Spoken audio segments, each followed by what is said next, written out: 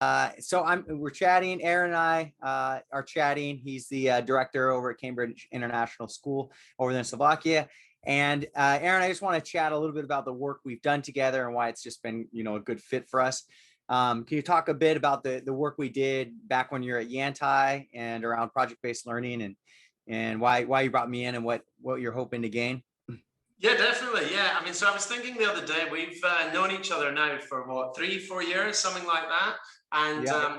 when I came over to this new school, I was very much thinking, how can I transform this school? How can I improve the educational offering? And very much wanted to focus on project-based learning and what we had done in China. And one of the things that I really realized with professional development, but also with PBL in general, is that this is a long-term project. It doesn't happen overnight. And so obviously in China, you came up to Yantai and we had some days together and we had regular online meetings and support for individual staff. But it was something that I felt really needs to be continuous, and it needs to work at different levels. So the strategic level for academic leaders in school, but also the individual support for the teachers who are actually going to be delivering it, because it's very much a journey. And it's all very well, I think, for you and I to discuss project-based learning and our vision for it.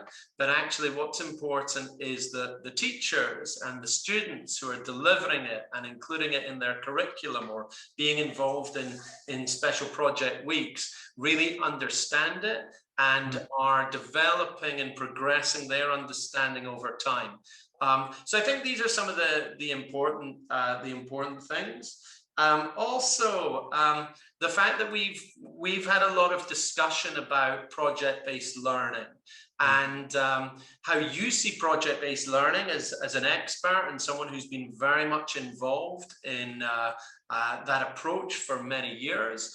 And also, I think for me as a school leader, how I see how that is going to fit into my school, because there's not this one-size-fits-all project-based learning approach. There are the key principles and the key learning that needs to be done to facilitate effective projects and reflective learning. But there's also how can it fit into your school context? How is it going to deliver what your students need and what your teachers need, what your parents understand, and how it fits in with the curriculum, whatever your school might be. So I'm very pleased with what we've managed to achieve in terms of different directions. I'm a big fan, as you know, of project weeks, where we take all the students and the staff off timetable and we can be really, really creative. But that is only one aspect of project-based learning. We really need to have it embedded in the school curriculum. We also need to look for interdisciplinary links, so it's not just based in one classroom or in one subject area or in one faculty area. Again, I think one of the things that we have looked at is the nature of both the schools I worked at in China and also the school here that have relatively fixed both international and national curricula. And so we are not the type of school where we are looking for project-based learning to be our only delivery method. We are looking to project-based learning being a really integral part of our pedagogy, but also looking at different pedagogical approaches for different subject areas at different times. So not looking for a one-size-fits-all model, but also seeing where is PBL going to fit in, and how can it really raise the outcomes for students? How can it raise the level of engagement? How can it build that really positive relationship where the teachers are stepping back a little bit, the students are stepping forward, but into this really effective learning zone, if you like, in the middle, where really good project-based learning is is happening. So yeah, that's a long answer to a relatively short question about No, how we've that's a got good where answer. we've got. Yeah. There's just the two things that I was going to point out is one of the things I've really appreciated, working with you is the commitment level, because one of the things you pointed out is some people might just label, hey, project-based learning, it's a new fad, it's a new trend, let's do a little bit of it. And then it's a workshop, right? And, then you do a workshop, professional development, I think you touched on that. And then it's go away, do it in your classrooms. And then they see it fizzle out, and either they didn't have a positive experience with it, and so they don't do it anymore, or there's a couple people doing it and it's only happening in a pocket at the school. But what you've managed to do is I've seen both the ships you've guided, and some have been through project weeks, and then some too with the anti-staff is really empowering people to really get off campus and do things more experiential learning, and seeing how it fits into the whole culture of the school. And we've gone through just, a workshop to, hey, let's explore what this might look like in a project week, to now teachers want more of it. What does this look like when we integrate in the curriculum? And so your level of commitment, I think, as a school leader, this is one of the things I want to point out. Why I really appreciate this partnership is because it's not just a one-off kind of thing. And the second one is your flexibility, because as you mentioned, it's not a one size fits all, and everybody has a different way of looking at it. And when we did the project weeks, we had year 7, year 8, year 9 that had totally different ideas and different ways of working together. And that was completely fine. And elementary ran it completely differently than secondary. And you still have that mindset of wanting to empower your staff to take hold of it and not from a top down. So I've really appreciated, Yeah, I mean, I think you're absolutely right that at the beginning, like anything new, when people first hear about it, they're probably excited, but they're a little bit nervous. And they're a bit worried about some of the things that we've talked a lot about. How is it going to fit in with my curriculum? And am I going to have time to deliver project-based learning and also complete the curriculum? And how am I going to do assessment within PBL? All these sorts of things. And so it takes time to kind of get past that initial nervousness and to learn the skills, and also I think to perhaps to correct some of the myths or the assumptions that there might be about PBL and how PBL might change the approach that schools and the teachers have. But then I think once you've got that understanding, it's got to continue developing. It's not something that's fixed. We don't want to move from a traditional didactic pedagogy to a very fixed PBL pedagogy. Teachers need to understand that this is dynamic. And that it's moving forward in terms of their understanding, in terms of their ability to create and evaluate really good projects. And also, I think most importantly is the students' understanding.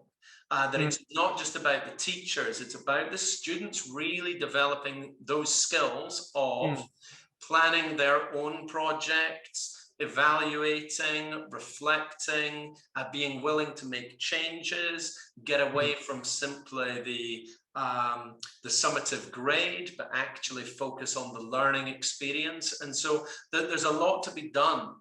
Getting the teachers on side is obviously very important, but then getting the students and the parents to really understand what we're doing and the value behind it is critical too. And so it's very much a long-term process. And we're trialing new things, we're developing year on year. I think that's another thing, that there needs to be a strategy.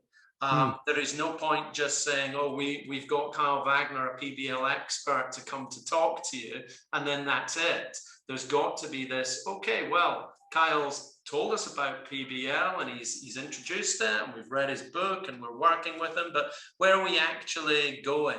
What's the point, and what are going to be the milestones in our PBL journey to get where we want to get? So I think you're absolutely right. That the commitment and the willingness to see PBL as a really valuable, not a fad, but a really valuable long-term benefit and progression for education, I think, is crucial. Yeah, those are great insights. You've touched on it. It's a long process. We touched a bit on our flexibility and working together. And one of the things I wanted to ask as well is, you mentioned the fears that teachers have. Hey, it's assessment. how is this going to fit in my assessment? I got all these curriculum standards. I mean, we addressed all those right initially, and then we did the project week.